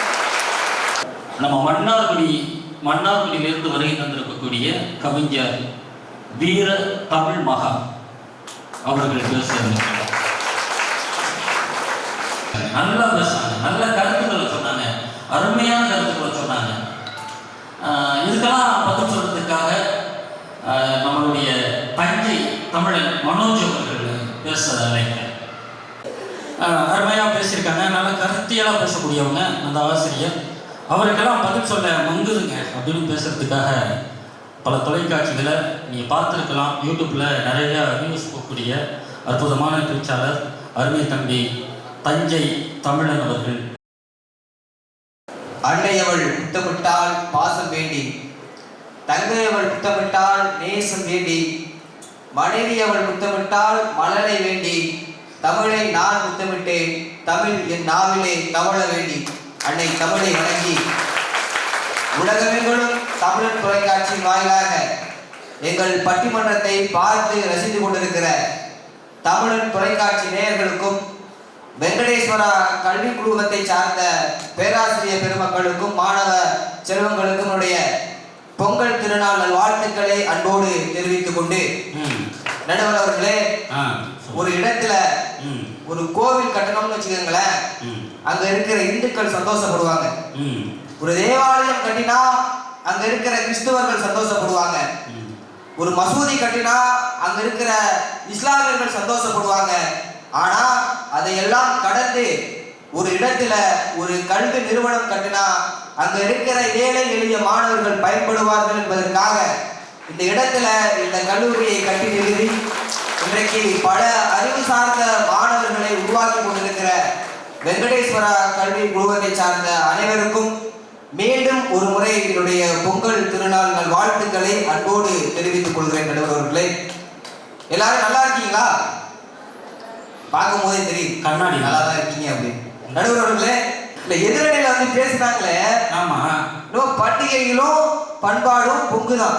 பண்டிகைகள்ல தமிழர்களுடைய கலாச்சாரமும் பண்பாடும் பொங்குகிறது பேசினாங்களே. ஆமா, வந்து யாருக்காச்சும் நல்லா இருக்குன்னு வார்த்தை கேட்டாங்களா? எனக்கு ஒன்று கேட்கும். அது இன்னொரு விஷயம். சொல்லுங்க, நீங்களே சொல்லுங்க. நடுவர்களே, எல்லாரையும் சொல்லணும். வாய்ப்பை கொடுத்த உங்களை சொல்லலாம் அப்படின்னா தப்பா போயிருக்குல்ல. கண்டிப்பா கண்டிப்பா. நடிப்புள்ளாத நாடகம் இல்ல, துடிப்புள்ளாத படகு இல்ல, போராட்டம் இல்லாத வாழ்க்கை இல்ல.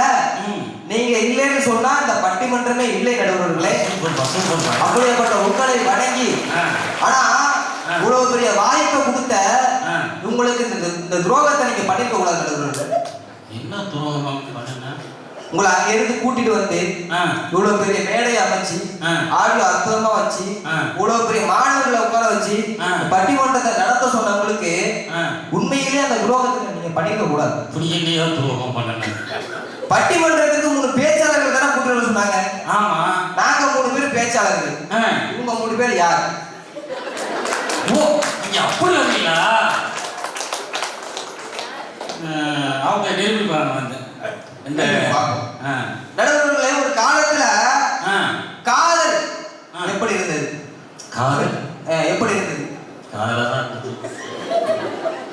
உண்மையிலேயே சொன்னா எங்களை மாதிரி ஆட்களுக்கெல்லாம் காதல் கூட பண்டிகை தான். அதுதான் அப்போ ஒரு பாட்டு எழுதினா பாருங்க. பருத்தி எடுக்கையிலே என்ன பல நாளும் பார்த்த மச்சான், பருத்தி எடுக்கையிலே என்ன பல நாளும் பார்த்த மச்சான், ஓடித்தா வந்து இருப்பேன் ஒளியிறது தெரியாதோ, ஓடித்தா வந்து இருப்பேன் ஒளியிறது தெரியாதோ, ஓடித்தா வந்து இருப்பேன் நான் உன்னை மட்டும் பார்த்து இருந்தா. அந்த காதலை எப்படி வர்ணிச்சு எழுதணும். ஆனா இன்னைக்கு அதே பாட்டு எழுதுனா பாருங்க, எப்படி எழுதா தெரியுமா? வேணாம் மச்சான் வேணாம் இந்த பொண்ணுங்க காதலு, கண்ணை மூடி துறக்கும் போது அது கவுக்கும் வாட்டரு, கடலை போல காதல் ஒரு சால்ட் பாட்டு வாட்டரு அது கொஞ்சம் கரைக்கும் போதே அதை தூக்கி போட்டுருனே.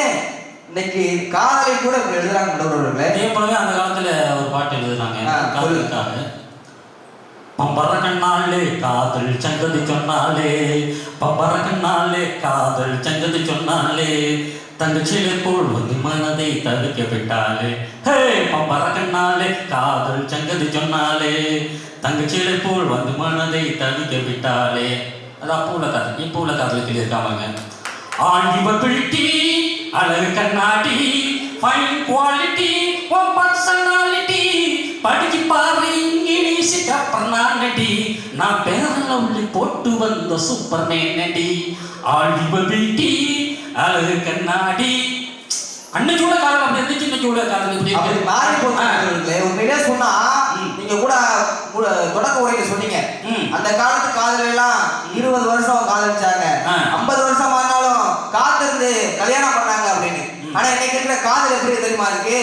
6 மாதம் காதலிக்கிறாங்க, 7வது மாதம் கல்யாணம் பண்றாங்க, 8வது மாதம் போய் நீதிமன்றத்துல நிக்கிறாங்க. அது மாதிரி இருக்கு. இப்போ நீதிமன்றத்துல நடக்க தெரியுமா இன்னொரு திருமணம். அந்த காலத்துலலாம் பெண்கள் வந்து நெத்தியில பொட்டு வைப்பாங்க நடுவர்களே. ஆமா, அழகா ஒரு பக்கம் பாவு எடுத்து இந்த பக்கம் ஒரு வாரம் இந்த பக்கம் எடுத்து நடுவுல வந்து பொட்டு வைப்பாங்க. உண்மையிலே அந்த பொட்டு எதுக்கு தெரியுமா வச்சாங்க? ஒரு பக்கம் நம்முடைய குடும்பத்தையும் இன்னொரு பக்கம் புகுந்த வீட்டையும் எந்த பிரச்சனை வந்தாலும் செத்த சிந்தியாவத்தையும் காப்பாற்றுவோம் அப்படின்றதுக்காக தான் அந்த பொட்டு வச்சாங்க நடுவர்களே.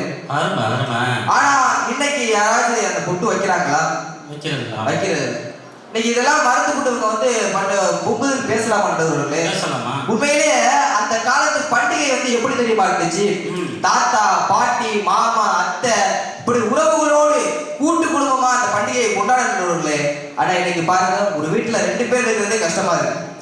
2 பேர் இருக்கிறது கஷ்டமா இருக்கிறவர்களே. இன்னைக்கு சொந்தக்காரங்களை யாரையுமே அனுசரிக்கிறது கிடையாது, யாரையுமே வீட்டுக்கு கூப்பிடுறது கிடையாது. ஆனா ஸ்டேட்டஸ் மட்டும் போடுவோம். எப்படி தெரியுமா? சொந்தம் உள்ள வாழ்க்கை சொர்க்கத்துக்கு மேல அப்படி ஸ்டேட்டஸ் மட்டும் போட்டா போதுமானவர்களே. அதனால என்ன பயன் இருக்கு? இன்னைக்கு எவ்வளவோ மாறி போச்சு. பொண்டாட்டி புருஷனுக்கு சண்டை வந்துருச்சுன்னா பொண்டாட்டி ஒரு ஸ்டேட்டஸ் வைப்பான். அவன் பிரச்சனை சொல்ற மாதிரியே ஒரு வீடியோ எடுத்து வச்சிருப்பான். அதை புருஷன் பார்த்துட்டு அதுக்கு ஒரு பதில் சொல்லுவான். புருஷக்காரன் அவனுடைய பிரச்சனையை அவன் போடுவான், பொண்டாட்டி பார்த்துட்டு அதுக்கு ஒரு சிரிப்பு சிம்பிள். இப்படியே அன்னைக்கெல்லாம் சண்டை வந்துச்சுன்னா பேசி சமாதானம் ஆகுங்க. இப்போ எல்லாம் பேச வேண்டியதில்லை, ஸ்டேட்டஸை பார்த்தே சமாதானம் ஆகிடுறாங்க. அந்த அளவுக்கு மாறி போச்சு நம்முடைய கலாச்சாரம். உண்மையிலேயே எங்கள் அணியில் வந்தவங்க உடை கலாச்சாரத்தை பற்றி பேசினாங்க. எவ்வளவு இந்த உடை கலாச்சாரம் எவ்வளவு மாறி போச்சு. வெளியே அப்பெல்லாம் போன பெண்கள் வந்து அவங்க அம்மா கிட்ட கேட்டாங்கம்மா, வெளியே போனோமா புடவை கட்டவா இல்லை சுடிதார போடவா அப்படின்னு கேட்டு போட்டுட்டு போனாங்க. அப்புறம் காலம் மாறி போச்சு, கலாச்சாரம் மாறி போச்சு. அதுக்கப்புறம் ஒரு 10 ஆண்டுக்கு அப்புறம் வெளியே போனாங்க, வா வெளியே போறோமா லெகின்ஸ் போடவா இல்லை ஜீன்ஸ் போடவா அப்படின்னு கேட்டுட்டு போட்டுட்டு போனாங்க. ஆனா இந்த காலத்துல இருக்கிறவர்களே அம்மா 10 அடிச்சு சொல்றாங்க, எட்டி வெளியே போகும்போது ஏதாச்சும் போட்டுட்டு போ. காலம் மாறி போயிடுச்சு. நான் கூட ஏதாவது போட்டு போனா காலம் மாறி போச்சு. அந்த அளவுக்கு இன்னைக்கு பண்டிகை வந்து அந்த அளவுக்கு இருக்கு. உண்மையிலேயே சொன்னா அந்த காலத்துல சொல்லுவாங்க, 1000 பேர் ஒரு இடத்துல கூடினாலும் தமிழரை மட்டும் தனியா அடையாளப்படுத்தணும்னா வேட்டி மட்டும் போதும். ஒரு வேட்டி கட்டினா போதும் நடுவர்களே, தமிழர்கள் கண்டுபிடிக்கலாம். ஆனா இன்னைக்கு அந்த வேட்டி யாராச்சும் கட்டுறாங்களா? அதே போல ஒரு விவசாயி அடையாளம் காணணும்னா கோமணம் மட்டும் போதும். ஆனா அந்த கோமணத்தை யாராவது கட்டுறாங்களா அப்படின்னு கேட்கக்கூடாது.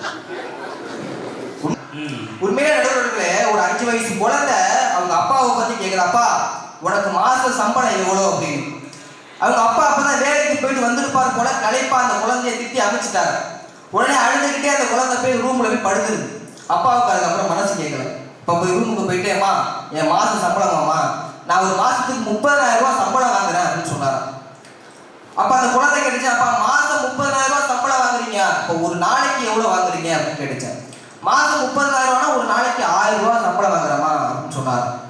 அதுக்கப்புறம் அந்த குழந்தை சொல்லிச்ச என்ன தெரியுமா சொல்லிச்சு, அப்பா நீங்க கொடுத்த காசெல்லாம் நான் கொஞ்சம் கொஞ்சமா சேர்த்து வச்சு ஒரு 500 ரூபாய் வச்சிருக்கேன்.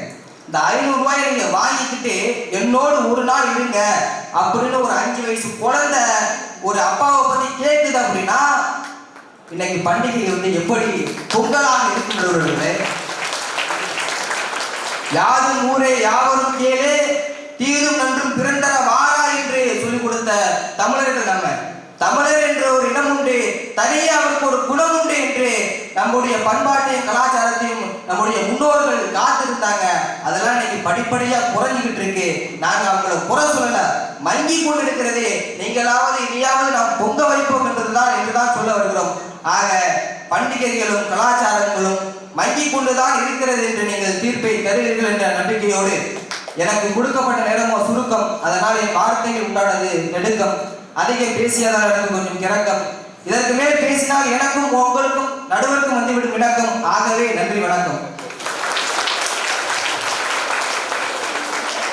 இன்னைக்கு இந்த தமிழர்களுடைய பண்பாடும் கலாச்சாரமும் இன்னைக்கு மங்கி கொண்டிருக்குன்னு தம்பி அருமையா பேசிட்டு போனாரு. அவருக்கு பதில் சொல்றதுக்கு இந்த கல்லூரியுடைய துணை முதல்வர் மரியாதைக்குரிய டாக்டர் வனிதா அவர்கள் பேச வருகிறார். தித்திக்கும் தேன் தமிழ் திக்கட்டும் பரவட்டும் என் தமிழ் அன்னைக்கு முதற்கண் வணக்கம். தமிழர் தொலைக்காட்சி வாயிலாக பொங்கல் தினத்தை கொண்டாடி கொண்டிருக்கும் உலக வாழ் தமிழர் அனைவருக்கும் எனது புத்தாண்டு பொங்கல் தின நல்வாழ்த்துக்களை கூறி, குஞ்சி அழகும் கொடுந்தானை கோட்டழகும் மஞ்சள் அழகும் அழகல்ல நெஞ்சகத்து நல்ல பயன் வெல்லும் கல்வி அழகே அழகு என்று கல்வி செல்வத்தை இங்கு வாரி வாரி வழங்கி கொண்டிருக்கும் எம் வெங்கடேஸ்வரா கல்வி குழுமத்தின் தாளாளர் அவர்களை சிறந்தாழ்ந்து வணங்கி, நடுவர் அவர்களே பேசலாமா? பேசுங்கோ, நன்னா பேசுங்கோ. நடுவரே நடுவரே நடுவர் அவர்களே, உங்கள் எதிர் அணியில் பாருங்கள் கொஞ்சம் எப்படி அமர்ந்திருக்கார்கள் என்று. சேர்ல தான் வந்திருக்காங்க. இல்ல, பண்பாடு மங்கி போச்சு, கலாச்சாரம் மங்கி போச்சு. அப்படின்னா என் அணியில உள்ள ஒரு மாதிரில வந்திருக்கணும். அங்கே உடையை பாருங்கள், அவர்கள் வந்த உடனே ஒரு பெரிய கும்பிடு. அது நம்ம பண்பாடு இல்லையா? இல்லையா தம்பி, இந்த பக்கம் ஒரு கும்பிடு, இந்த பக்கம் ஒரு கும்பிடு, அது நம்ம கலாச்சாரம் இல்லையா? வர தேர்தலில் பிரசிடண்ட் நிற்க போறாப்புல, அதுக்கு ட்ரைனிங் எடுத்துருக்காரு. அதை ஒரு பண்பாடுன்னு சொல்றீங்க. அது இருக்கட்டும், அது சொன்னீங்களா நீங்க? வேஷ்டியோடு வந்திருக்கா, வரும்போது ஃபேனோட தான் வந்தாரு. இப்போதான் போய் வேஷ்டியை மாத்திட்டு வந்தாரு. அதாவது மங்குகிறது அப்படின்னு பேச வந்துட்டு பொங்குகிறதுங்கிற எளிய தோற்றத்தோட உட்கார்ந்துருக்காங்களே, எப்படி ஐயா நம்ம வந்து பாராட்டாம இருக்கிறது? போலிகளை கண்டு ஏமாற வேண்டாம். பேசுங்க. அதாவது மன்னிப்பு கொடுக்கிறது நம்மளுடைய பண்பாடு. இவங்க பேசிட்டாங்க, பரவாயில்ல மன்னிச்சிருவோம், அது நம்மளுடைய பண்பாடு இல்லையா? இதே மன்னிப்பு உங்க வீட்டுக்காரருக்கு அப்ப அடிக்கடி கொடுக்கணும். ஐயா, பொய்யிலே பிறந்து பொய்யிலே வளர்ந்து புலவர் பெருமானாக அமர்ந்திருக்கக்கூடிய 3 பேரையும் எங்கள் கல்வி குழுமத்து சார்பாக வரவேற்று, அழகிலே பிறந்து அறிவிலே சிறந்து பண்பாட்டிலே சிறந்து கலாச்சாரத்திலே சிறந்திருக்கூடிய எங்கள் அணியினரையும் அடுத்ததாக கண்ணாடி எடுத்து அவங்க கிட்ட காட்டுங்க, கண்ணாடி வெடிச்சு அந்த நடுவரை போற்றாம பேச்சுக்குள் போக கூடாது. அதுக்கு வாங்கம்மா, அதுதானே முக்கியம். நல்ல நடுவர், நகைச்சுவை நடிகர், மிமிக்ரி பண்றது அப்படின்னா சாருக்கு நிகர் அடுத்து இல்ல. நான் 2வது மேடையில ஐயாவை சந்திக்கிறேன். ஐயாவுடைய இந்த குழந்தையுடைய குரலோசை கேட்டு நான் அடிக்கடி அப்படி வியந்து போவேன். இங்கிட்டு கத்துறாரு, உள்ள எதுவும் மைக் எதுவும் செட் பண்ணிருக்காரா என்னன்னு தெரியலன்னு ஒரு பயத்தை கேட்டாங்க. வயிற்றுக்குள்ள புள்ளதான் இருக்கா அப்படின்னு கேட்டாங்க. இல்ல இல்ல, சில பேர் மைக் வாய்க்குள்ள அடித்தொண்டையில போட்டு ரெக்கார்டு பண்ணிட்டீங்களாங்கிற ஒரு இது. நல்ல நடுவர், கலர் சட்டையெல்லாம் போட்டு வந்திருக்கிறாரு பாத்தீங்களா? இல்ல, பல பேருக்கு சந்தேகம், அந்த அம்மா முதல்ல யாரோ ஒருத்தர் நடுவர்னு அரங்கேற்றம் பண்ணாங்களே, இப்போ ஒருத்தர் உட்கார்ந்துருக்காரு அப்படின்னு. ஒண்ணும் இல்ல, போய் டக்குனு சட்டையை மாத்திட்டு வந்தாரு. ஐயா, சட்டையை மாத்துற மாதிரி தீர்ப்பு அப்படியே கரெக்டா மாத்திருங்க. உங்களுக்கு இல்லாம அங்கிட்டு மாத்தணுமா? இல்ல, அதாவது ஐயா, நல்ல ஒரு நடுவர் அப்படின்னு சொல்லும் பொழுது எத்தனையோ பேச்சாளர்கள் இருக்காங்க. அவங்களெல்லாம், அதாவது அவங்களை தாண்டி புதிய புதிய பேச்சாளர்களை அறிமுகம் செய்ய வேண்டும் என்ற நோக்கத்தோடு அமர்ந்து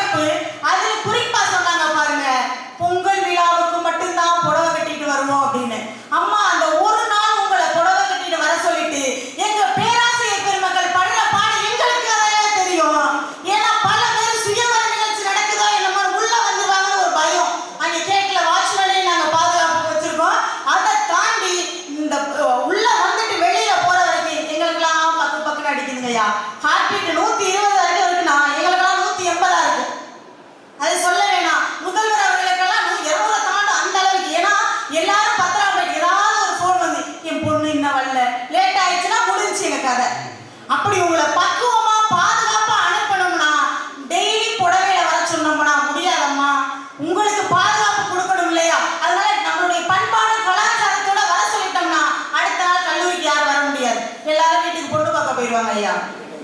சூப்பர்மா. இப்ப சொன்னீங்களா இதுதான் பெண்களுக்கு அழகே அந்த புடவை தான். அந்த பண்பாடு இருக்குல்ல, ஏன்னா பார்க்கும்போது சுடிதார்ல பார்த்தோட இது செட் ஆகுது மச்சான் வா மச்சான்ட்டு போறாங்க. ஐயா உங்களுக்கு தெரியுமா, வண்டியில நான் காலேஜுக்கு வரப்ப டெய்லி உயிரை கையில பிடிச்சிட்டு வரேன். எனக்கு பின்னாடி வரவன் மாடி மேல வந்துட்டு இருக்கான். நான் வண்டியை சொல்ல தம்பி ஸ்லோவா போப்பா அப்படின்னு. ஏன் போடா போடா அந்த பிள்ளை போயிடுச்சு போடா போடா போடா அப்படின்னு சொல்லி போயிட்டு இருக்காங்க. ஏன்னா அப்படி திரும்பிட்டு வரலாம் பாருங்க. அந்த பிள்ளைய பார்த்துட்டு பார்த்தா டக்குன்னு அப்படி வண்டி இப்படி சர்க்கஸா அடிப்பான் பாருங்க. அதுலயும் ஒரு சில பேர் அடிப்பே வண்டி முன்னாடி தூக்கிடுவான். அப்படி தூக்குறப்பையா அப்ப அதனுடைய சாப்பாட்டு முறைகள் என்னன்னு கேளுங்க ஐயா. 3 முறை தொழில நஷ்டம் வந்தாவே தொழிலை இழுத்து மூடிட்டு போற தொழிலாளிகள் மத்தியில 30 முறை நஷ்டம் வந்தாலும் அந்த சேத்துல கால் வைக்கிறான் பார்த்தீங்களா விவசாயி, அவன் தாங்க ஐயா நம்மளுடைய பண்பாட்டை கலாச்சாரத்தை நிலைநிறுத்திட்டு இருக்கான். அடுத்ததாக என் தோழி அன்புக்கு அரசு, அதாவது பொங்கல் வச்சாங்களாம், பொங்கலையா இந்த அம்மா பொங்குது, எனக்கு பொங்கல் வச்சேன் பொங்கல். முதல்ல இந்த அம்மா அடுப்பை பத்த வச்சுச்சாயா, அடுப்பை பத்த வச்சாதானே பொங்கல், அடுப்பே பத்த வைக்கிறது. பொங்கல் வைக்கணும்னு வைங்களேன், அதுக்கு முன்னாடி செங்கலை வைக்கணும், அது மேல பொங்கலை வைக்கணும் ஐயா. அடுத்து சொன்னாங்க எங்க மாணவர்களை பார்த்து, ஐயா மாணவர்கள் சக்திக்கு ஈடு இணையே இல்லை தெரியுங்களா. தடை அதை உடை அப்படின்னு சொல்ற அளவுக்கு மாணவருடைய சக்தி மிகுந்த சக்தி. மாணவரை பத்தி சொன்னா நம்ம பேசிதானே ஆகணும், பேசாம விட முடியாது இல்லையா. அந்த மாணவர் நல்ல மாணவர்களை பத்தி நீங்க பேசுறப்போ எனக்கு பெருமையா இருக்கு. ஆமாங்க ஐயா, நீங்க நல்ல மாணவர் தான், அதனாலதான் இந்த ப்ளூ கலர் சட்டையில உட்கார்ந்து இருக்கீங்க, அதனால பார்க்க பெருமையா இருக்கு ஐயா. நம்ம சொன்னாங்க வகுப்புகள் சொல்றாங்க, போனாங்களாம் அடித்தது மணி முடிந்தது பணி அப்படின்னாங்க. அங்க சொன்னாங்க ஏத்தாப்புல விட்டது சனி அப்படின்னு. அதாவது எதிர்க்க மாநில பேசினா எல்லாம் சிரிப்பாங்க. இப்படிதான் எதிர்க்க மாநில ஒரு பையன் கவிதை சொன்னான், கண்ணே நீயோ கருப்பு உன் மேல எனக்கு இருக்க பொறுப்பு என் மேல காட்டாத விருப்பம் அப்படின்னா உடனே அதுக்கு திரும்பி சொல்லுது வாயம் முறா பருப்பு வச்சு சிரிப்பு அப்படின்னு. ஐயா எங்க மாணவர்கள் அறிவில் சிறந்தவர்கள். நாம சொன்னோம் இல்லையா, சனி அப்படின்னா சனி கோள் இருக்கிற நவ கிரகத்திலேயே முதல் இடத்துல இருக்கக்கூடியது சனி கோள். அந்த அளவுக்கு ஒரு தவறான கோள் கிடைச்சீங்க, நவக்கிரக கோளா இருக்கீங்க அப்படின்னு உங்களை பாராட்டி சொல்ற அனுப்புற வார்த்தை மாறு. அதை விட்டுட்டு சனி சொல்றாங்க. சொல்றீங்க சரிதான், இதே வார்த்தையே நல்ல பவரா உள்ள வார்த்தை தானே, பவரா உள்ள சாமி தானே அப்படின்னு சொல்லிட்டு இப்போ வீட்டுக்காரங்களை அப்படி சொன்னா ஏத்துக்குவீங்களா? என்னங்கய்யா பண்றது, பல நேரத்துல அந்த வார்த்தையை அப்படி பேச முடியலையா. பெருமையான வார்த்தைகளை பார்த்தா மகாளி மாரியம்மா தாயே எல்லாத்தையும் கொண்டு வந்து பொண்டாட்டி போயிடுறோம், பெண்களை போயிடுறோம். அந்த பெண்களை மாமா மகாலட்சுமி சொல்லுதுங்க, மாமா சரியா முடிஞ்சு சொல்ல முடியுமா? என்ன அப்படின்னா பொட்டு வைக்கலாம்.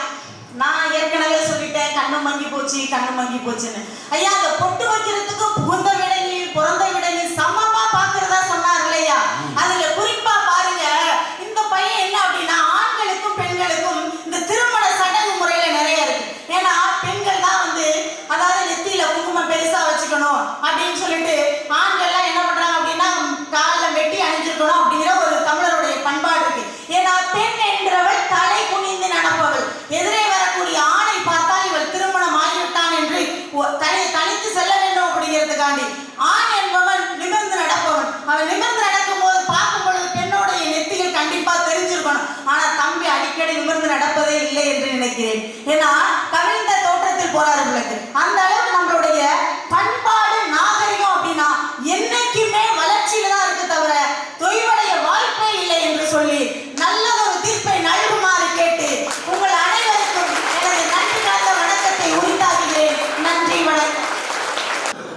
தமிழர் தொலைக்காட்சி நேயர்கள் மக்கள் அத்தனை பேருக்கும் மீண்டும் ஒருமுறை தமிழர்களின் திருநாளாம் தை திருநாள் தமிழ் புத்தாண்டு பொங்கல் நல்வாழ்த்துக்களை மீண்டும் தெரிவித்து, இன்னைக்கு கலாச்சாரமும் தமிழர் கலாச்சாரமும் பண்பாடும் பொங்குகிறதா மங்குகிறதா அப்படின்னு ஒரு அற்புதமான தலைப்புல 2 சைடுமே நல்லா பேசியிருக்காங்க. இதுக்கு நல்ல ஒரு தீர்ப்பு சொல்லணும். விவசாயத்தை பத்தி பேசுறாங்க.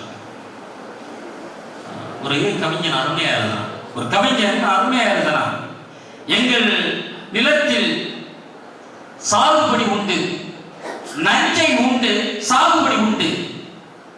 ஆனால் இன்று நஞ்சை உண்டு, சாகும்படி ஆயிடுச்சு அப்படின்னு. இன்னைக்கு விவசாயம் அப்படி போயிட்டு இருக்கு. ஒரு காலத்துல விவசாயம் என்பது நம் நாட்டினுடைய முதுகெலும்பா இருந்துச்சு. அந்த முதுகெலும்பு சுக்குநூறு அடங்கி போச்சுங்க. இன்னைக்கு விவசாயம் அப்படியா இருக்கு. இன்னைக்கு எல்லாம் பாட்டு போட்டாங்க பேசுறாங்கல்ல, விவசாயம் அப்படியே மாற்றி போச்சுங்க. ஒரு காலத்துல சொன்னாங்க விவசாயம் பெருங்குடி மக்கள் விவசாயம் பண்ணாங்க, அந்த ஊர்ல பெரிய குடியா இருப்பான். அந்த பெரிய குடியெல்லாம் இன்றைக்கு விவசாயம் பிச்சை எடுக்கிற நிலைமைக்கு போயிடுச்சா இல்லையா? அதுதான் வருத்தமா சொன்னாங்க. ஒரு காலத்துல சொல்லுவோம், ஒரு டாக்டருடைய மகன், ஒரு விவசாயியுடைய மகன் டாக்டர் ஆயிட்டாரு, ஒரு விவசாயியோட மகன் கலெக்டர் ஆயிட்டாரு, ஒரு விவசாயியோட மகன் இன்ஜினியர் ஆயிட்டாரு அப்படின்னு பேப்பர்ல வரும், தொலைக்காட்சியில செய்திகளா வரும். அதை பெருமைப்படுத்தி சொல்லுவாங்க. என்னைக்காவது ஒரு இடத்துல ஒரு டாக்டரோட மகன் விவசாயி பார்க்கறாங்க அப்படின்னு சொல்றாங்களா? இல்லையே. இன்னைக்கு கலைகளை பத்தி சொல்றாங்க, மங்கிக்கிட்டு தானே இருக்கு. யோசனை பண்ணுங்க, இவ்வளவு விஷயம். இன்னைக்கு முன்னாடியா பொங்கல் வச்சா, பொங்கல் அன்னைக்கு இந்த 3வது நாள் பொங்கல் இருக்கு பாருங்க, அந்த பொங்கலுக்கு இருக்கிற அந்த மகிமை இருக்கு பாருங்க, வேற எதுக்குமே இருக்காது. ஃபர்ஸ்ட் சூரியனுக்கு பொங்கலை சொன்னா, மாட்டுக்கு பொங்கலை சொன்னா, அந்த மஞ்சள் தண்ணி பொங்கல் இருக்கு பாருங்க, அதுக்கு ஈடு இணையன்னு நம்ம போவோம். அதுக்காக நல்லா ட்ரெஸ் பண்ணிட்டு அந்த காணும் பொங்கல் அன்னைக்கு மாமன் பொண்ணு அத்தை பொண்ணும் மஞ்சள் தண்ணியை கலக்கி வச்சுக்கிட்டு நிற்பாங்க. மச்சான் வருவான் அப்படின்னு பார்த்துக்கிட்டு இருப்பா. அப்போ நம்ம நினைப்போம், அங்கிட்டு போகாத மாதிரி அப்படியே நைஸா போயிட்டு அவள் மஞ்சத்தை நம்ம கேஷுவலா போற மாதிரி நம்ம போவோம். அவ கேஷுவலா நிற்கிற மாதிரி நின்று அந்த மஞ்சள் தண்ணி விளையாட்டுக்கு ஈடு இணையே இல்லை. இப்ப அந்த மஞ்சள் தண்ணி எல்லாம் இன்னைக்கு இருக்கா? எல்லாம் அந்த பெயிண்ட் ஸ்டைனர் ஊத்தி அந்த கலைக்கு ஊத்துறாங்க. கொஞ்சமா வெள்ளையா இருக்க நம்ம கூட கருப்பாயிடும். அந்த மாதிரி ஆயிடுச்சு. இந்த மாதிரி எல்லாம் இந்த தமிழ் கலாச்சாரம் மங்கிக்கிட்டு இருக்கு அப்படின்னு சொல்லி அவங்களாம் பேசியிருக்காங்க. நல்ல கருத்துக்கள் எல்லாம் சொன்னாங்க. நான் சொன்னது போலவே இன்னைக்கு தமிழர்களுடைய கலாச்சாரம் பண்பாடு மங்குகிறதுன்னு அவங்க பேசிட்டாங்க. எப்படி சொல்லிட்டு போயிட முடியுமா? நம்ம ஒரு காலத்துல இருந்தாங்க, ஒரு காலத்துல நம்ம எப்படி வேணுமாலும் வாழ்ந்திருக்கலாம். இந்த அன்னைக்கெல்லாம் கடல்ல விளையாண்டான், ஜல்லிக்கட்டு வச்சிருந்தான். இன்னைக்கு அதெல்லாம் இல்லை, எல்லாம் செல்லே போச்சு. செல்லிலேயே போனாலும் நம்ம வச்சக்கூடிய சூரியனுக்கு நன்றி சொல்ற பொங்கல் விழா என்பது இன்னைக்கு இருக்கு. பொங்கலை வந்து நம்ம எப்படி வச்சோம், உள்ள வச்சாலும் வெளியில வச்சாலும் எங்க வைத்தாலும் சூரியனுக்கு பொங்கல் என்பதை நம்ம வச்சோம். அப்போ அந்த பொங்கல் விழா என்பது கொண்டாடப்படுகிறதா இல்லையா? அவங்க கூட சொன்னாங்க, சிங்கப்பூர்ல பொங்கல் கொண்டாடுறாங்க, மலேசியாவில் கொண்டாடுறாங்க, கனடாவில் கொண்டாடுறாங்க. அப்படிங்கிறது இந்த பொங்கல் விழா தமிழனுடைய அந்த பாரம்பரியத்தையும் பண்பாட்டையும் பறைசாற்றக்கூடிய விஷயமாக அங்க ஒளிந்து கொண்டிருக்காரு இல்லையா? அப்போ கலாச்சாரம் பண்பாடு இங்கு பொங்கு கொண்டுதான் இருக்கிறது என்று சொல்லி வாய்ப்புக்கு நன்றி பாராட்டி விடைபெறுகிறேன். நன்றி.